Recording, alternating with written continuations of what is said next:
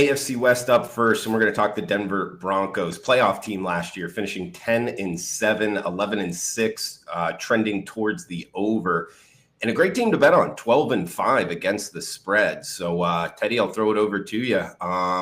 Young quarterback, I guess athletic quarterback, and hey, pretty good season last year. Do you think they can carry it over to 2025? A mile high. What are we thinking, Denver Broncos, TC? So before I get into Denver, let me just talk about some very basics as we analyze these teams right now. AFC teams have an edge over NFC teams this year when it comes to having higher win totals. Why? AFC teams get 9 home games versus 8 road games. NFC teams 8 home games versus 9 road games. And it's not a huge difference, but it does mean that in general, we'll be more likely to play AFC teams over their win total and NFC teams under their win total. When it comes to who plays who in divisions, the AFC West plays the AFC South and the NFC East, the 2 divisions that they face off against this year. And when we get into schedules, we'll talk about each one and the nuances for each team. The NFC West is going to face the AFC South and the NFC South, arguably 2 of the weakest divisions in the league. So advantage NFC West teams when it comes to strength of schedule this year, even though they have only 8 home games compared to 9 road games. There's one other thing I want to talk about at the top, and this is data from Ralph Michaels, again, at Cal Sports LV on Twitter.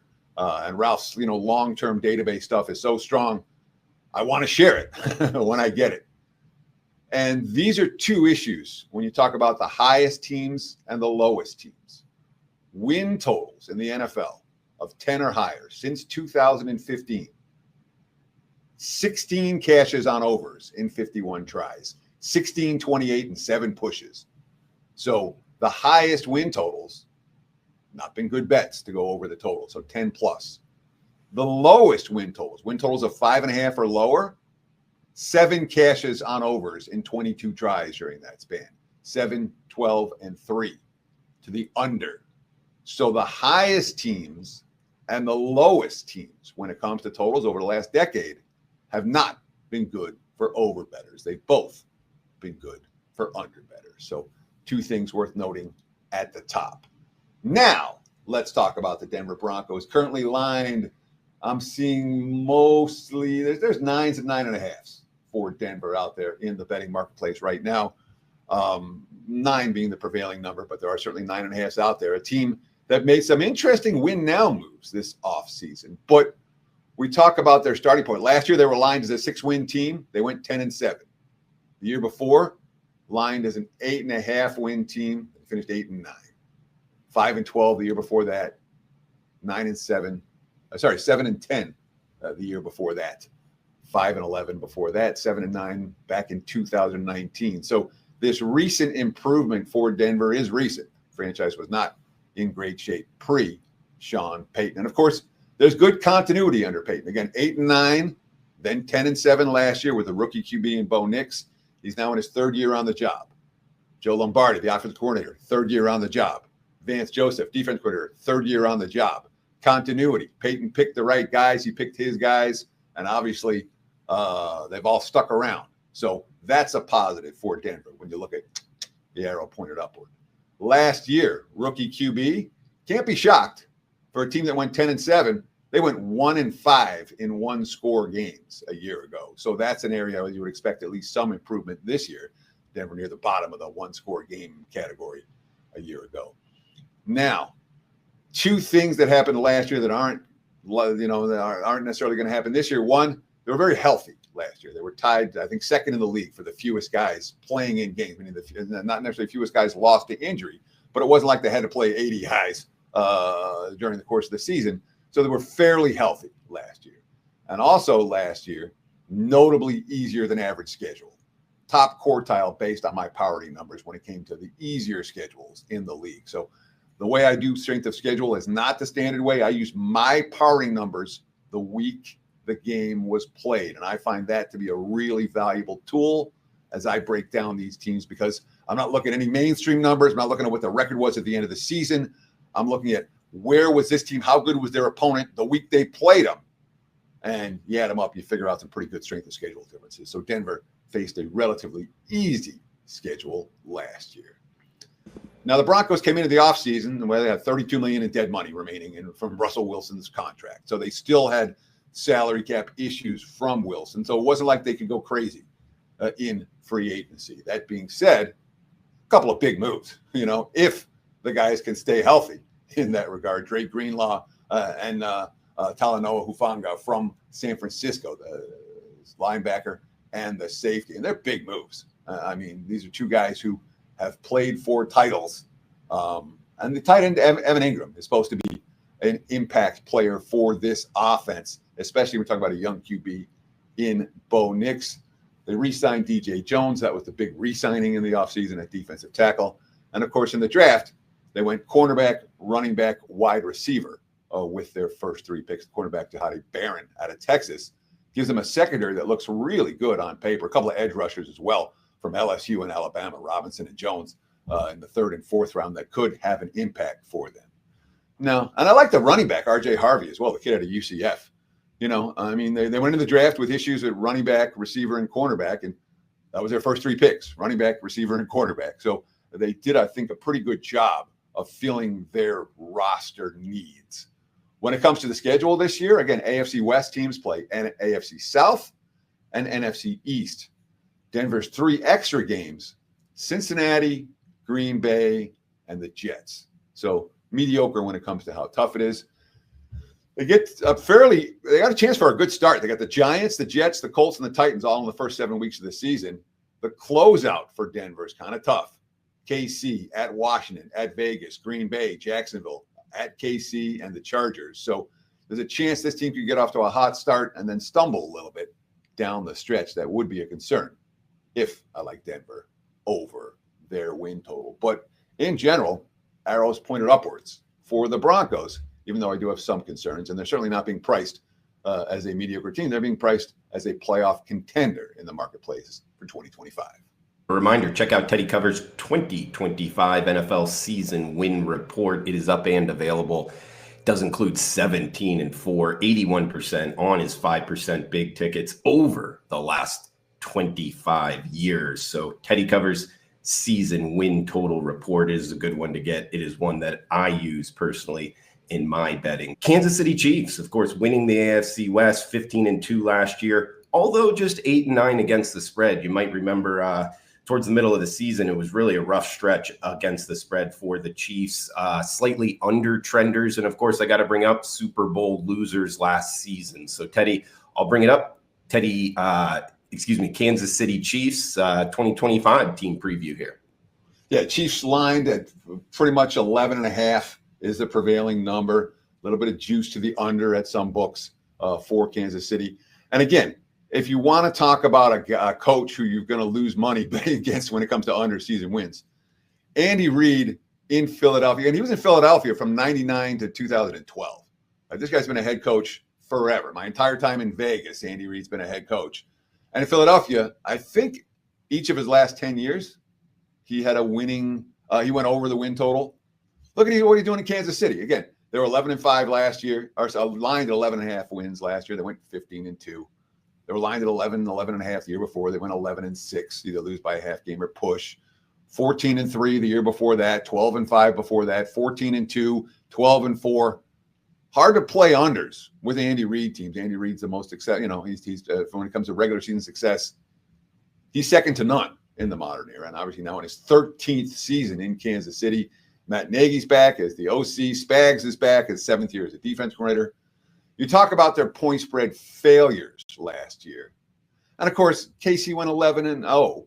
11-0 in one-score games. And when you're playing in Super Bowls every year, the most public team in the league, et cetera, and you're playing 11 one-score games, you ain't covering those spreads, or a lot of them.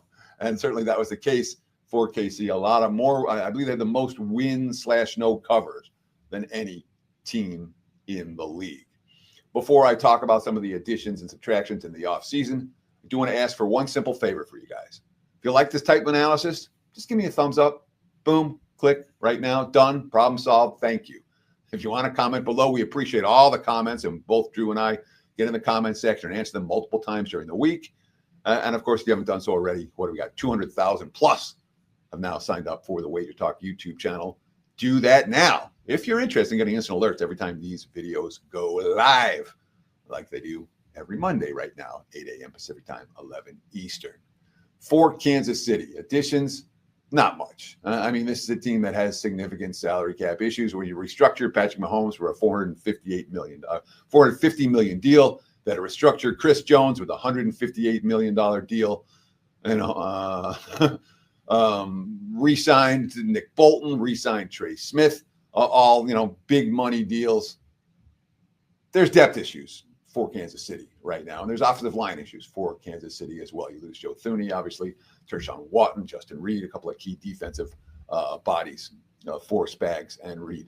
But in general, this team has done a good job of avoiding roster holes. And they did again this year. I mean, you look at the draft, Josh Simmons, the offense from Ohio State with the first-round pick, defensive tackle Omar Norman-Lott out of Tennessee, the edge rusher out of Louisville, Jalot with the first 3 picks, Noel Williams, the cornerback. And Royals, the receiver out of Utah State. It could be an interesting factor for KC, top 5 picks. I thought they drafted to need fairly well. But I've got concerns about Kansas City when it comes to defensive depth chart. Again, this is not a team with salary cap room. This is not a team that can withstand a whole lot of injuries. I've got every bit as big concerns about the Chiefs' offensive line. I mean, I could go through, I got all this stuff written here. I don't have time to go through it all. But there are significant questions about both the offensive line, the starters, and the depth behind those starters. And of course, last year, they were, when it came to receiving core, it was like Xavier Worthy and who else? They brought back Juju Smith-Schuster. They brought back Hollywood Brown. But the key is kind of like Rashee Rice and Sky Moore, 2 guys who missed last year with injury and other issues. If those 2 can come back and be legit weapons for Kansas City, and the offensive line can hold up for Patrick Mahomes, this team's likely to be every bit as good as they've been in recent years. But there's more questions about the Chiefs. Again, OL questions, wide receiver questions, depth questions, defensive questions. And if this team has some injuries, there could be issues this year, even though Andy Reid's track record when it comes to win totals. I don't play him under. The schedule for Kansas City, AFC West versus AFC South and NFC East, 3 extra games for KC. Baltimore, Detroit, Buffalo. Ouch. That's tough. And of course, you look at the schedule for the Chiefs, it's a little bit front-loaded. The Chargers, the Eagles, the Ravens, the Lions, all in the first 6 weeks, then Washington and Buffalo before the Week 10 bye. Don't be surprised if Kansas City doesn't get off to a great start in 2025. Bottom of the division last year, we got the AFC West, Las Vegas Raiders, 4-13, 7-10 against the spread, 9-8 slight over trenders. Tough year on the desert, but Las Vegas Raiders, you think they can bounce back here off the 4-13 season? I mean, the Raiders have been bad for a long time. All right, 4-11 last year. They were aligned to the 6.5 win team. 8-9 the year before. 6-11, stayed under the win total that year by a couple of wins. They had the one good year, what was it, in 2001, but they went 10-7, but 8-8 before that, 7-9 before that. It's been mediocre or worse for Vegas. Since Rich Gannon retired? I mean, it feels like the Raiders, it's been 20-something years of futility for Vegas. And you look at their win total this year, mostly 6.5s out there. There are some 7s with juice, and they've taken over money so far. And I understand why they've taken over money. There's a couple of reasons that really point towards not an elite season for Vegas, but a better season than last year for Vegas. Obviously, they were minus 16 in turnover differential last year. Only Cleveland was worse. Minus 16 is a lot when it comes to turnover differential. Vegas recovered only 24% of the fumbles that hit the ground last season, 8 of 33. That's the worst recovery rate of any team since 2011. All right. They were healthier than the average team last year, but they had only 4 players start all 17 games. And the guys that got hurt for Vegas last year were like their best players. It wasn't like they were losing guys at the back end of the roster. Christian Wilkins got hurt. And Max Crosby got hurt. Nate Hobbs got hurt. Now, you bring in Pete Carroll. You bring in Chip Kelly. You bring in Patrick Graham, the defense coordinator, is back for his 4th season, but you bring in Geno Smith, and all of a sudden the team with a head coach question mark and quarterback question mark doesn't have that. They've got a quarterback, an established quarterback, a veteran quarterback. They have a head coach who's won everywhere he's been. Those are positives when it comes to the floor for the Raiders. And again, they lose Mooring on defense and Spillane on defense and Hobbs. They have some holes to fill, but their starting quarterback is set. Their coach is set. And, here's a quote from the GM. Our expectation is we want people to be here. We want people, once they get here, to want to stay here. A lot of character guys they signed in free agency, really. And I thought that's a positive, for a team that, let's face it, when it comes to culture, Vegas has been at the bottom of the NFL for quite some time.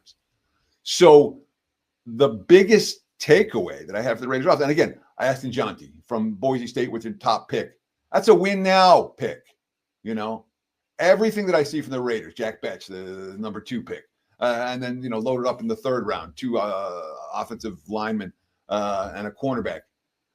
I feel like the Raiders this offseason, their ceiling isn't very high, but their floor is much higher than it's been. The moves they made this offseason are not, hey, we're going to win the Super Bowl moves. It's, hey, we're tired of being a last place team moves. And that's meaningful. That's why they're taking over money. Their floor is higher than it was. And again, when you swap out Antonio Pierce for Pete Carroll, when you swap out Aiden O'Connell and Gardner Minshew for Geno Smith, those are upgrades. Now, there are some negatives for the Raiders, some significant negatives. They have the single worst net rest disadvantage in the NFL. Somehow, some way, the league always finds a way to screw the Raiders. Minus 19 days in net rest disadvantage. Put that in perspective, only 3 teams are worse than -7 when it comes to net rest disadvantage. So week after week, the Raiders are playing, they're on a short week, their opponent isn't. Their opponent's off a bye, they're not. But there was only 3 teams worse than -7. The Saints, the Commanders are the other 2. The Raiders dead last when it comes to net disadvantage for rest. AFC West versus AFC East. AFC West versus AFC South and NFC East opponents this week. The 3 extra games for Vegas. Patriots, Bears, Browns. Patriots and Bears are supposed to be better. Whether they will be is another question.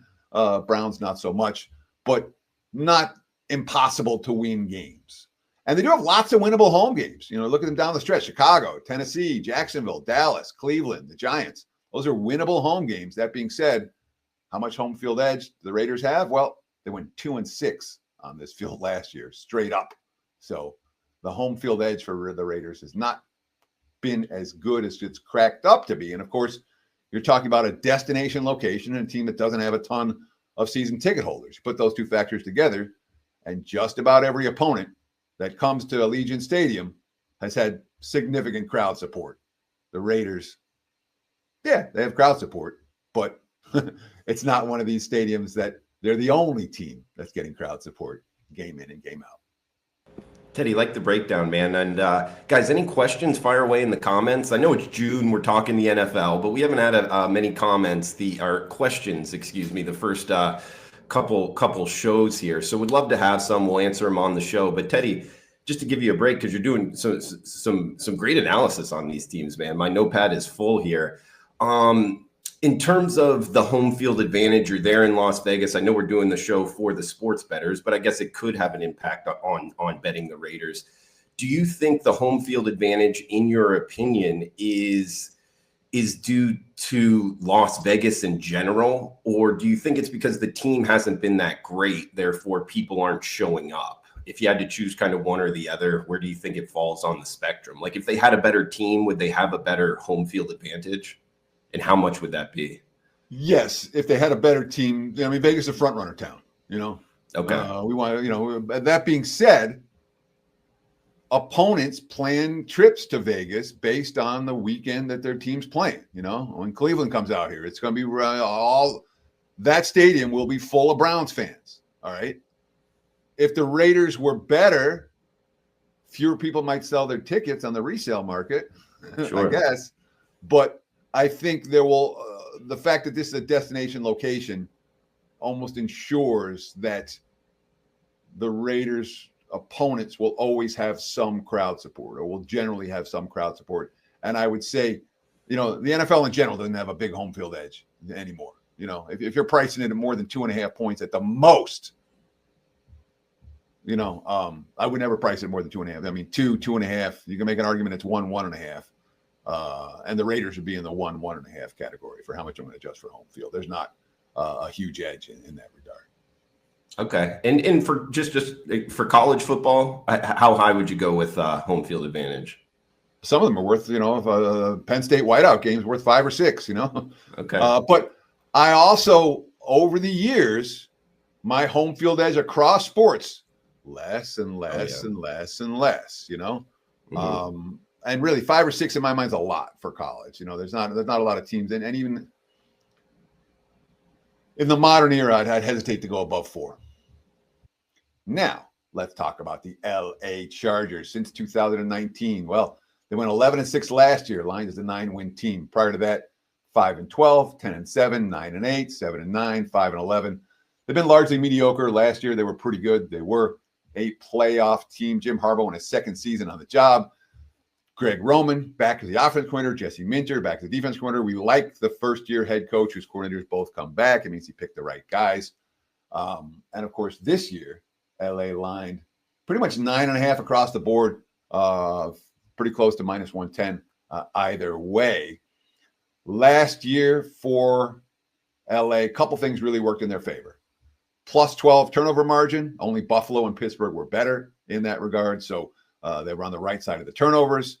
And strength of schedule last year, much easier than average based on my numbers. I had them with the bottom 4 strength of schedule out of 32 teams. So they faced a lot of the right teams at the right time last year, and they finished with the plus 12 turnover margin. So both those things worked in their favor in that regard. Neither guaranteed to happen again this year. Off-season moves. I mean, what the Chargers did, they got bigger. Becton is the big free agent signing out of the guard. Najee Harris at running back, a monster. Mike Williams at receiver, a monster after being with the Jets and the Steelers last year. Lost a couple of key guys on defense, Poona Ford, Christian Fulton. But, they went to the offseason needing line help and receiver help. And they got some of that, certainly. And you re-sign Khalil Mack. You bring in Becton, re-sign Bozeman. They're a team that they're massive in the interior. And then the guys they picked, Omarion Hampton out of North Carolina. This team has 1 million running backs. And what did Garbo want to do last year? He wanted to ground and pound, but the offensive line wasn't good enough to do it. They didn't have enough healthy backs to do it. So that's kind of what hurt their offense, especially down the stretch last year. The mentality for LA hasn't changed. They want to ground and pound. They want to wear you out with the running game that sets up the defense to be fresh in the fourth quarter, sets up the Herbert to make throws downfield in the fourth quarter. But it's certainly a team that wants to out physical you. And, Joey Bosa gone in the offseason. But this is not a team that's likely to, going to be big spenders in free agency. They haven't been big spenders in free agency. They have cap space, which means that they can make moves now as the season approaches. But certainly when it comes to downfield threats for the passing game, that's probably the biggest question mark for this team. Ladd McConkey and who? We'll see if Williams can step up. From a schedule standpoint, the AFC West faces the AFC South and the NFC East. There are 3 extra games: Miami, Minnesota, Pittsburgh, all teams that are expected to be decent or good. Tough closeout for the Chargers down the stretch. Philly, at Kansas City, at Dallas, Houston, Denver, 5 potential playoff teams in their last 5 ball games. But after week 1, man, it's pretty easy through the bye. They got KC in week 1. The 3 toughest opponents all come at home: Denver, Washington, Minnesota. And every other team that they face through their week 12 bye after Kansas City is a team lined at 500 or worse. So there's room for the Chargers to have a good start to the season, and perhaps that momentum will carry them into December when the schedule toughens up.